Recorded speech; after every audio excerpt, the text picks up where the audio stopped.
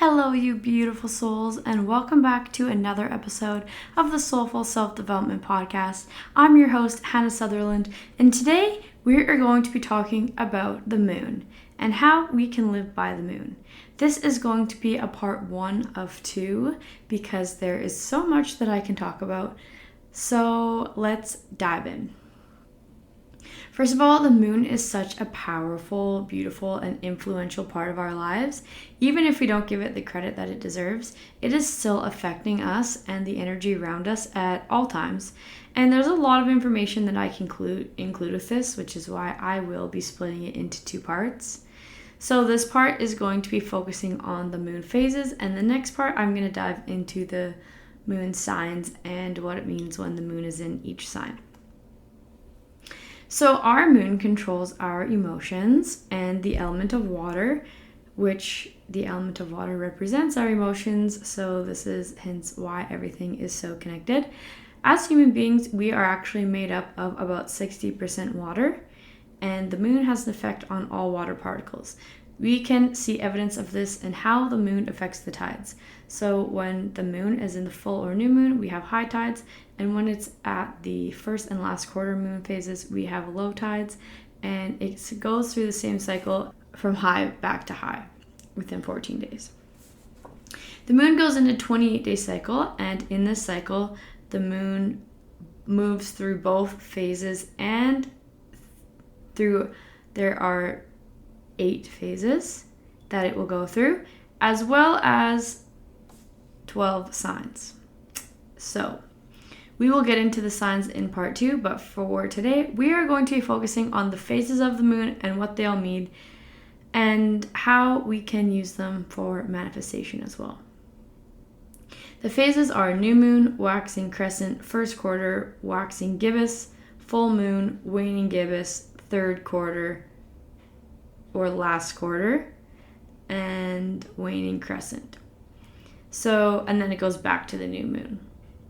The moon will stay in each of these phases for 3.5 days, but each phase will reach a peak energy at some point. So if we use a full moon, for example, like the full moon is on this day. Well, technically the moon is in full for 3.5 days, but in the middle of that 3.5 days will be the heightened peak of when the full moon is at its most intense energy, and that's usually the day that we say is the full moon. But technically, if you are making moon water or charging your crystals or whatever you like to do in the full moon, you can do this for all of the 3.5 days or any of the 3.5 days, and it will still have an effect. Just that peak energy is going to give us the most effect. So knowing and understanding the energy of these moon phases can really help you, especially when it comes to using the energy of the moon to help us manifest and to use these energies to your highest advantage. It can help us to be more in tune with the energy around us and embrace all the ebbs and flows of life. So we're going to go through each phase and what that energy represents. So to start off is the new moon. So this is when you cannot see the moon in the sky. It's actually the best time to go look at the stars because they are not dulled out from the brightness of the moon. And this is the time for new beginnings. It's all about new beginnings, fresh starts. This is the prime time for us to set new intentions, to plant the seeds of what it is that we want to call into our life or manifest. And it's the time to start new habits or routines that will help us to step into this version of ourselves that we are trying to become, that we are trying to step into. During the new moon, I like to make a to manifest list, write down all the things that I would like to call into my life, and evaluate habits that could help me get there. Every new moon will be in a different sign, and it's always in the same sign that the sun is in. So when it's Gemini season, the new moon is in Gemini. When it's Sagittarius season, the new moon is in Sagittarius. This is always constant, always the same. And each new moon has a slightly different energy. So when we pay attention to the energy of which new moon that we are in, this can very much help us to tune even more into the energies and how they apply to different aspects of our life. So I'm going to give you a few examples of the energies of different new moons just so you can kind of have an understanding. So for one, Gemini. Gemini's energy is all about information, communication. So we can use the energy of a new moon in Gemini to call in the right teachers and guides to help us step into that version of ourselves, the people that are going to teach us, because the Gemini is the forever student. So we want to call forth the people that can teach us what we need. We want to look inward to see what we would love to learn more about, what is something we would like to grow towards. But we also want to pay attention that we're not getting lost in our minds and our thoughts, which can be overwhelming. Okay, Gemini is very, very mind stimulating. So although we want to pay attention to what it is that we want to learn and to stimulate our minds, we can't give it the power to be too overwhelming and overstimulating. So this would be a good time to start a habit such as reading a book, starting a course, something like that. Another example is Leo. So the energy of Leo is all about the self. And we want to use this bright light of Leo's energy to shine and illuminate all the things that we love or perhaps maybe need to love more about ourselves.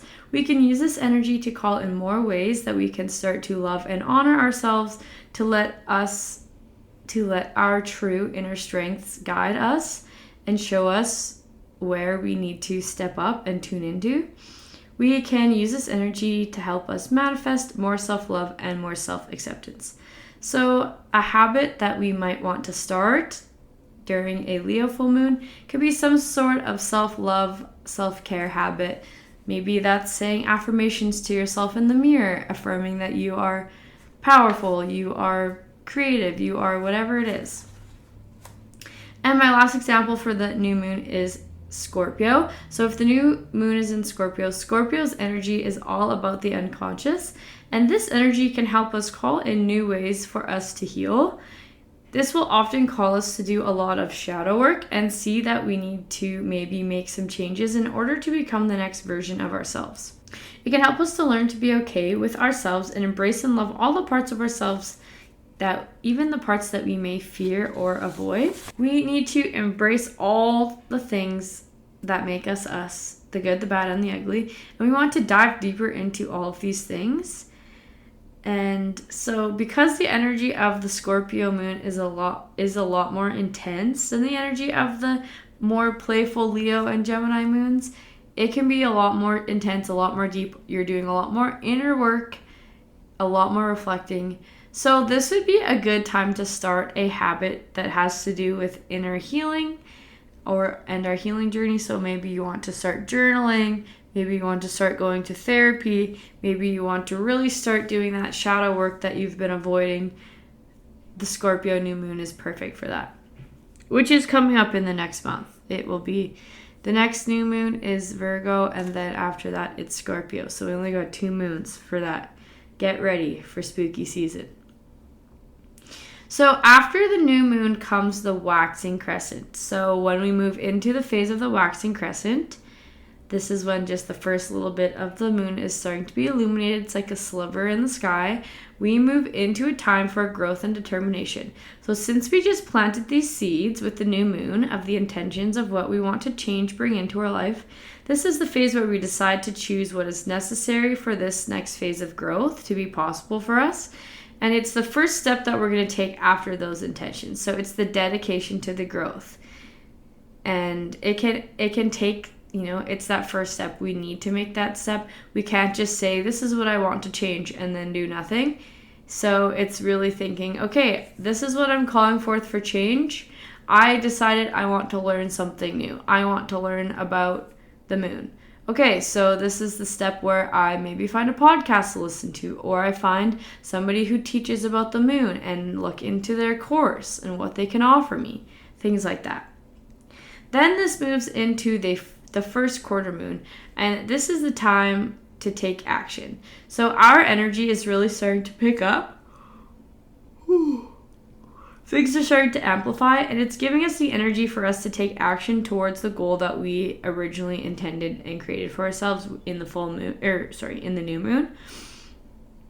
our energy is more focused, starting to be more focused outward versus inward. So then the new moon, we were looking inward for what it is that we want to call in fix. This is starting to take action in the outward physical world that is going to then bring the change to our inner world. And this is what we need to do in order for our manifestation to come into fruition. So this is the action. This is the steps. We are starting to get more energy. We have the energy to do these things, right? We're doing our habit every single morning when we wake up. We've signed up for the course. We've started the course. We are diving in. We are doing the things. This is the first quarter energy. Then goes into the waxing gibbous. So this is when the moon's like 3/4 of the way full. It's not full, but we're getting to the full moon. The waxing gibbous is time for us to is the time for us to perfect the action steps that seem to be working for us. We can refine what isn't working and really look at the big picture, and we say, okay, this is what I want to happen. So far, this is what I've done. This has been working. So I'm going to keep doing this. This seems to not really be working, so I'm going to maybe let it go and focus my energy more on what I know is working, what I feel more drawn to. And we're really starting to prepare for our manifestation to come into our lives. We are making that space. We are making that room. We are telling ourselves that it's already done. We are believing that it's already happened. We are in this really embodiment energy, and we're looking at the bigger picture of what is when everything is all sorted, and really adjust accordingly for what is and isn't working. So next comes the full moon. This is the time of the cycle where the energy is the most heightened. People that work in the medical field probably see this firsthand. They often schedule more people to work a full moon because everyone's emotions are heightened intensely. Everyone's overly emotional and everything can be overly intense. But this is truly, truly the best time for us to learn to let go of what is no longer serving us. We are here in this phase of the cycle to shed what we no longer need to carry with us. So this very powerful energy can be used to make moon water, charge our crystals, and any other of those witchy tools that you like to use. The energy is so heightened from this moon, and we use that to charge its energy into our things.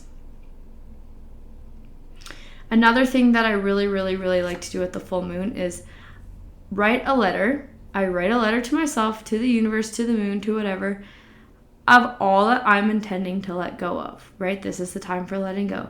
So I'm going to say, I'm letting go of this. I'm letting go of that. This no longer serves me. I choose to let this go. Write it all down on a piece of paper and then burn it outside under the moonlight. Light it on fire. Watch it disappear. Visualize it disappearing from your life and use the element of fire to help burn that away and take it away for you forever. You could also do it with water, especially if it's a water moon, but I just really like using fire. The full moon is always in the opposite energy of the sun sign. So whatever sign the sun is in, the full moon will always be in the opposite. Whereas the new moon was in the same energy as the sun, the full moon is always the opposite. So for example, if the sun is in Aries, the full moon will be in Libra. Our next full moon is during Virgo season, so that means we will have a Pisces full moon next, which we just had a full moon in Aquarius last week, so we have a while until the next full moon. So we can use these complementary energies to help us release all that is getting in the way of these manifestations from coming into our realities. So like the new moon, each of these full moon energies have very different energies and can each be used to help us let go of different things and different aspects of our life. So I'm going to give you guys a few examples. For our first example, I'm going to use the energy of Aries. This is a very fiery moon and can be very intense and impulsive, but also can really help us to see the areas of our life where we need the most change. We just want to try to be mindful that we're not throwing away the good with the bad. Because it's a little impulsive, we can just be throwing everything away, but in the long run, that's not really going to benefit us if we're getting rid of the things that are doing good for us. So we have to take the time to sort out what is and isn't working and only release the things that are not working. My second example is Virgo. Virgo's energy is very analytical. So this full moon can really help us to analyze what is and isn't working in our lives and help us to decide what to clear out. This helps us to sort out everything down to the last detail. It's very detail oriented, very organized, very structural. So we may need to be looking at things that have more structure. So this may be more time to deal with money, things that are numbers related, such like that, and really sort this out. Virgo is so organized and detailed that it can be really, really helpful, this energy in a full moon, to help us get rid of things that clearly are not working and are not helping the numbers, are not helping our situation.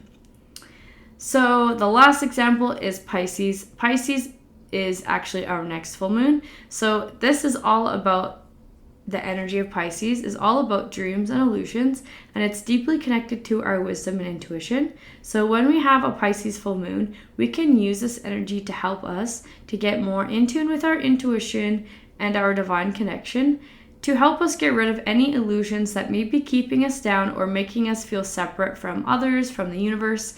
And it's time to eliminate those illusions, those beliefs that we have that are holding us back. It's time to get rid of those. It's also time to use this energy to help us dream big, okay? We can have these dreams that seem so big, so ridiculous, that somebody's going to look at you and say, that's crazy, that's never going to happen. You need to have a more realistic goal, a more realistic dream. No, the energy of Pisces is literally there to help us see that everything is possible, anything is possible. We are so intuitive, we are so powerful, we are so wise. We are meant to have these dreams. We are meant to be a part of this big, huge illusion that is our entire universe. So don't dream small, dream big, but also let go of the illusions that are making us feel not enough, not good enough, not fitting in, not part of it all. We need to get rid of those. The next phase is the waning gibbous. This is time to release.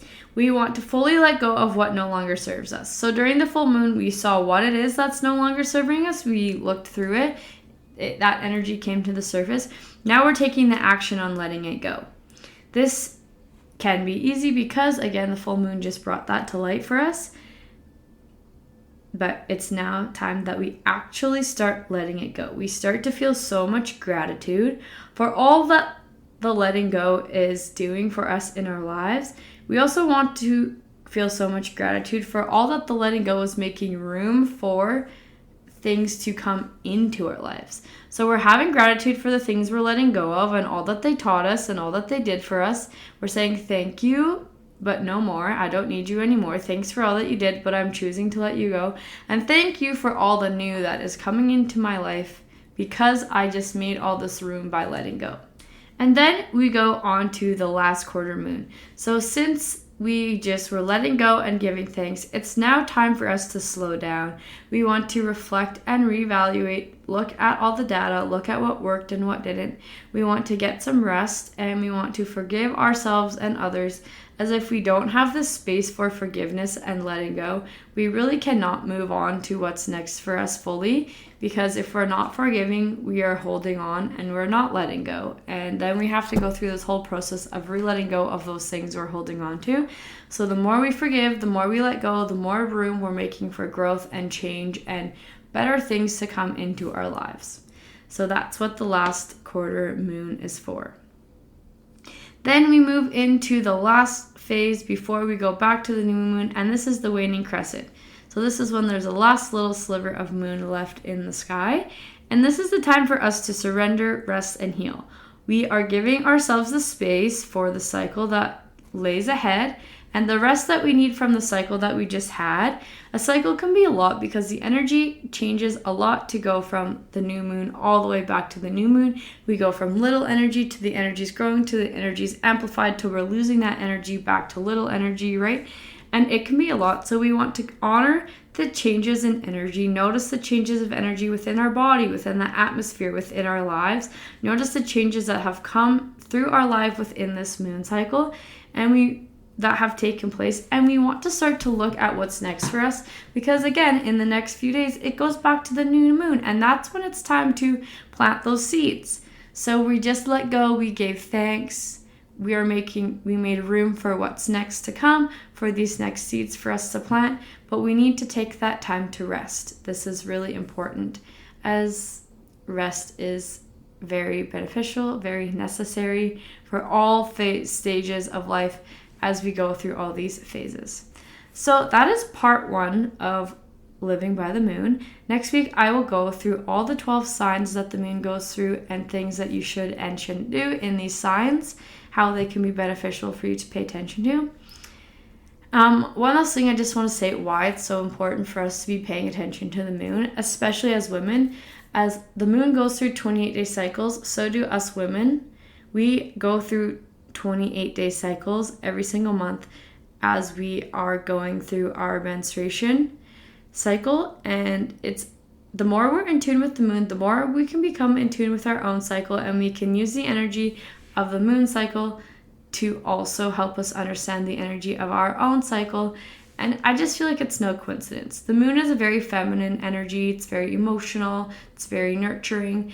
And so is the feminine energy that we are as women going through these experiences in our life. So just keep that in mind. And if you feel really drawn to the moon, there's a reason, okay? This world has become very disconnected from the natural cycles that we go through within our bodies, within the atmosphere.